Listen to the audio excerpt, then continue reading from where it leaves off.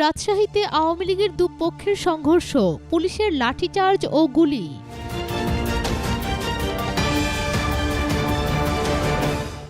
রাজশাহীর পুঠিয়া পৌরসভার মেয়র রবিউল ইসলাম রবির বাড়িতে ককটেল নিক্ষেপের ঘটনাকে কেন্দ্র করে আওয়ামী লীগের দুপক্ষের মধ্যে সংঘর্ষ হয়েছে।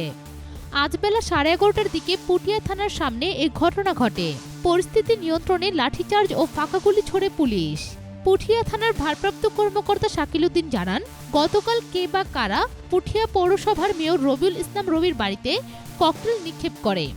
সেই ঘটনার তদন্তের জন্য পৌরসভার মেয়র ও জেলা আওয়ামী লীগের সাংগঠনিক সম্পাদক মাসুদ তাদের কর্মীদের নিয়ে থানায় আসেন। এ সময় তারা একে অপরকে দোষারোপ করেন। কথা কাটাকাটির এক পর্যায়ে উভয় পক্ষের মধ্যে সংঘর্ষ বাধে। নির্বাচনের সব খবর সবার আগে পেতে ফ্রিকি নিউজের সাথেই থাকুন। ধন্যবাদ।